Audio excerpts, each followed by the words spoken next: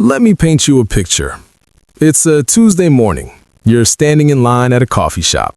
The person in front of you is fumbling through their wallet, tapping cards that keep getting declined, visibly sweating while a line of people builds up behind them. And you watch this scene and you think, I've been there. Maybe not that exact moment, but that feeling, that low-grade financial dread that follows you around like a shadow, that voice in the back of your head whispering, what if something goes wrong this month? Now, imagine a different version of that same Tuesday morning. You walk up, you order your coffee, you pay, and the last thing on your mind is whether your card is going to work. Not because you're rich, not because you have some trust fund, but because you crossed a specific threshold that rewired your entire relationship with money. And now your brain operates differently. You see the world differently. And honestly, you move through life differently. That threshold is $20,000. Now, I know what you're thinking. $20,000? That's it? That doesn't sound like a life-changing number. And you're right, on the surface, it doesn't. $20,000 won't buy you a house. It won't let you retire. You can't even get a decent Tesla for that. But here's what $20,000 will do that almost nobody talks about. And this is what this entire video is about. It doesn't just give you money. It gives you a completely different operating system for your brain. My name is Nick. I've spent years obsessing over the psychology of money, the mathematics of wealth building, and maybe most importantly, why some people seem to naturally attract financial progress, while others stay stuck in the exact same spot for decades, no matter how hard they work. And what I've found is that wealth building has less to do with income and almost everything to do with crossing specific psychological and mathematical thresholds. Today, we're going to break down the $20,000 threshold in a way nobody else has. We're going to talk about the math, we're going to talk about the psychology, we're going to talk about what happens to your career, your decision-making, your relationships, and your entire sense of possibility once you cross this line. And at the end, I'm going to give you a step-by-step framework for getting there faster than you think. So if that sounds good, hit subscribe, give this video a like if it ends up helping you, and let's get into it. Before we talk about what $20,000 does, we need to talk about what not having it does. Because until you understand the prison, you can't appreciate the freedom. Here's something that financial gurus almost never say out loud. Being broke is expensive. Not just financially, cognitively, emotionally, strategically. Being broke taxes you in ways that compound over time, just as powerfully as interest does, except in the wrong direction. There's a landmark study from Princeton and Harvard, published in the journal Science, that found something extraordinary. When people are experiencing financial scarcity, it consumes what researchers call cognitive bandwidth. Mental resources that should be available for planning, problem solving, and creativity are instead hijacked by financial stress. The researchers estimated this cognitive drain is equivalent to losing 13 IQ points. Think about that. Financial stress doesn't just make you feel worse, it literally makes you think worse. And this creates a brutal, vicious cycle. The less money you have, the more mentally consumed you are by that fact, which means you make worse financial decisions, which means you have less money, which means the stress increases. Rinse, repeat. For years, sometimes decades. This is why so many hardworking, intelligent people stay stuck. It's not laziness. It's not lack of ambition. It's that they're trying to build a financial future while their brain is stuck in a permanent survival loop, like a computer running so many background programs that it can't load anything new. $20,000 is the number that starts shutting down those background programs. So why $20,000? Why not $10,000? Why not $50,000? Great question. Let me break this down from two angles, mathematical and psychological, because they reinforce each other in a really powerful way. Mathematically, $20,000 represents roughly 3 to 6 months of living expenses for most people in the United States. That's the point where your emergency fund goes from buffer to genuine security net. Financial planners have been recommending this range for decades, but what they don't talk about enough is the psychological transformation that happens when you actually hit it. Research from Vanguard shows that going from zero emergency savings to just $2,000 increases measurable financial well-being by 21%. But pushing that to a full 3 to 6 month fund, which for most people lands somewhere around $20,000, adds another 13% on top of that. That's a 34% improvement in how you feel about your financial life, not from becoming rich, but simply from having enough of a cushion that your brain stops treating every Tuesday like a potential financial catastrophe. Psychologically, $20,000 hits what I call the threshold of agency. Agency means the ability to make choices that aren't completely dictated by immediate necessity. Below this threshold, most of your financial decisions aren't really decisions at all, they're reactions. You take the job because you need it. You stay in the apartment because moving costs money. You don't negotiate your salary because you can't afford to get fired. Above this threshold, for the first time, you have options, and options are the currency of opportunity. Here's a comparison that might land differently depending on where you are financially right now. Imagine two people, both making $55,000 a year. Person A has $400 in their savings account. Person B has $22,000. Same income, same job title, same city, but these two people are living in completely different financial realities, not because of the numbers themselves, but because of what those numbers mean for how each person moves through the world. Person A is one car repair away from crisis, one medical bill away from credit card debt, one bad month away from missing rent. Their entire focus, consciously or not, is on not losing what little they have. Person B? Person B's brain is free to ask, what's next? Now, let's talk about something that I genuinely think more people should sit down and work through with actual numbers, because the math here is almost unfair in how beautiful it is. Let's say you're saving and investing $1,000 a month, earning an average 8% annual return, which is historically conservative for a diversified index fund portfolio. Getting to your first $20,000 takes approximately 19 months. That's a year and a half of discipline. And honestly, during those 19 months, it can feel almost pointless. Your returns are small, progress feels slow, you're sacrificing things you want and wondering if it's worth it. But here's where it gets fascinating. Your second $20,000 doesn't take 19 months. It takes about 17 months, because now that first $20,000 is sitting there generating its own returns, working alongside your monthly contributions. You put in the exact same effort and got there faster. Your third $20,000 is even quicker, and it keeps accelerating.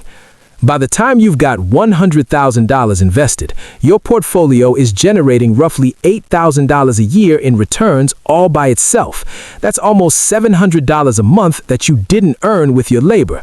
Your money is now working a part-time job for you.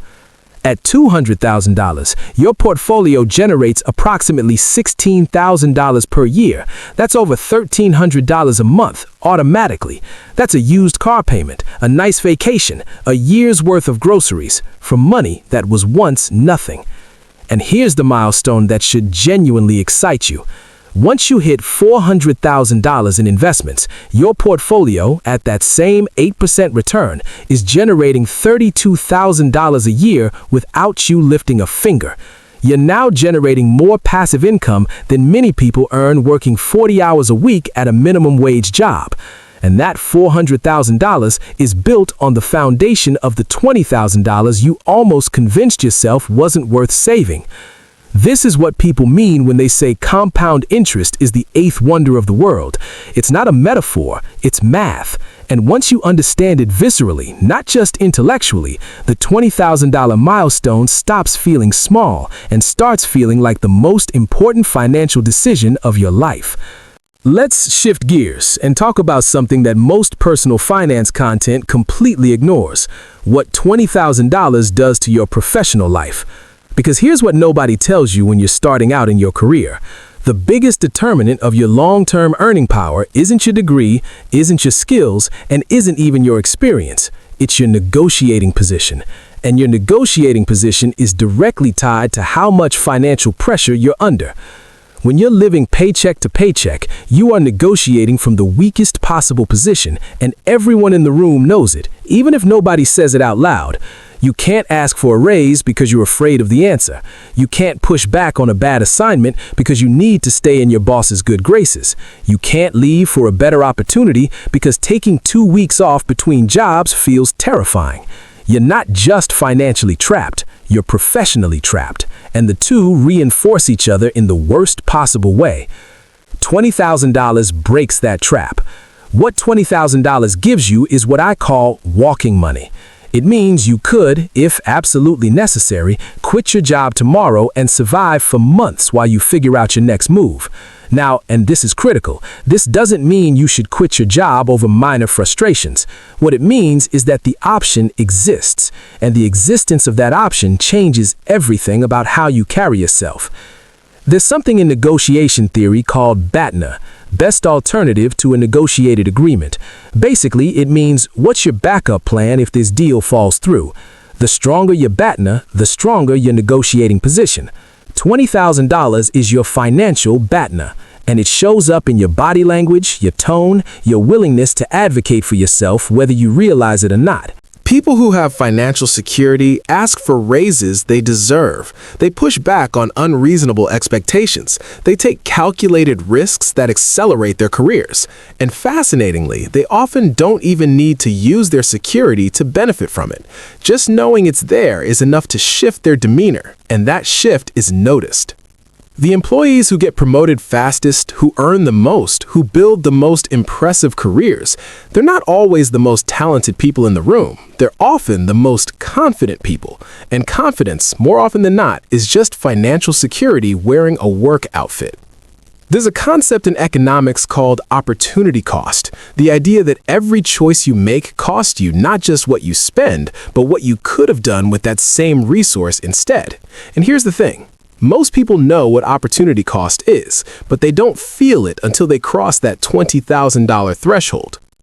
Before $20,000, money is abstract. A dollar is a dollar. You spend it, it's gone, you move on.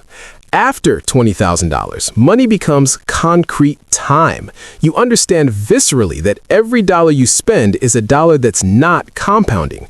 Every impulse purchase isn't just $50, it's $50 that won't become $500 in 10 years. That $40,000 new car isn't just $40,000, it's potentially $280,000 in lost wealth over 25 years if you'd invested it instead. Now, I want to be careful here because this is where financial advice can veer into joyless penny pinching, and I refuse to go there. Life is meant to be enjoyed. You should spend money on things that genuinely matter to you. The goal isn't to optimize every dollar to death. The goal is to be intentional. And that's the real gift of the $20,000 threshold. It doesn't make you cheap, it makes you intentional. It helps you distinguish between what you want and what you actually want. Here's a question I want you to honestly sit with. How many of your current monthly expenses are things you consciously chose versus things you just kind of accumulated? The streaming services you barely watch, the gym membership you use twice a month, the subscriptions you signed up for during a free trial and forgot to cancel, the food delivery habits that started during a rough week and became a routine. Most people, when they actually audit their spending, discover they're hemorrhaging hundreds of dollars a month on things that don't add any real joy or value to their lives. That money isn't being spent, it's being leaked. And every leaked dollar is a dollar that could be accelerating your path to financial freedom. The $20,000 threshold is what makes you care enough to plug the leaks, not out of fear, but out of genuine understanding of what each dollar represents. I want to spend a few minutes on something that most personal finance content barely touches because I think it might be the most important part of this entire conversation.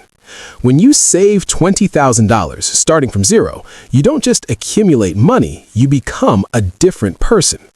Think about what it actually takes to do it. You have to track your spending consistently for months. You have to say no to things you want so you can say yes to your future. You have to resist the gravitational pull of lifestyle inflation. You have to make 100 small, unglamorous decisions that nobody applauds you for. And you have to do all of it without a guarantee that it's going to pay off. That is hard. And most people don't do it. which means if you do it, you've proven something about yourself that no diploma, no job title, and no social media following can give you. You've proven that you can control your behavior in service of a long-term goal. You've proven that future you matters to present you. You've proven that you are the kind of person who follows through. That identity is worth more than the money itself. Because here's what I've observed over and over again. People who build strong financial foundations don't just do it once, they keep doing it. The habits that got them to $20,000 are the exact same habits that get them to $100,000, to $500,000, to genuine financial independence. The amount changes. The discipline, the patience, the intentionality, those stay constant. And they stay constant because they've become part of who you are, not just what you do. Contrast that with people who receive windfalls, inheritances, lottery wins, sudden bonuses, without having built those habits first. Study after study shows that most of them end up back where they started within a few years. It's not because they're bad people or stupid, it's because they never built the internal operating system. They got the hardware without the software. $20,000 earned is the software, and once you have it, it doesn't leave you. I have to talk about the trap because I've seen so many people do the hard work, hit the threshold, and then immediately undermine everything they built. They treat $20,000 like a finish line. They've been disciplined for 18 months. They've said no to vacations, no to new cars, no to expensive nights out. They've watched every dollar, and when they finally see that $20,000 sitting in their account, they feel like they've earned a reward. So they take the lavish vacation. They upgrade their car. They splash out on the apartment with the rooftop terrace. And just like that, the foundation they spent a year and a half building is gone. They're back at zero. Not just financially, but psychologically. The momentum is broken, the confidence is shaken, and starting over is significantly harder than starting the first time, because now you know how long it takes and you've already proven to yourself that you can blow it. $20,000 is not a reward. It is a foundation. It is the launch pad. The entire point of getting there is so that the money can start compounding and doing work on your behalf. The moment you spend it, you don't just lose the money, you lose every dollar that money would have generated for the next 20, 30, 40 years. So if you're approaching that milestone, or if you've already hit it and you're feeling the itch to celebrate with a large purchase, here's what I want you to do instead. Celebrate in ways that cost nothing. Tell the people in your life what you've accomplished. Take a moment to genuinely appreciate the discipline you've demonstrated, and then immediately redirect your focus to the next milestone, 40,000, 50,000, 100,000. Momentum is the most valuable thing you've built. Protect it like it's more valuable than the money itself, because honestly, it is. Here's the truth I want you to leave with you.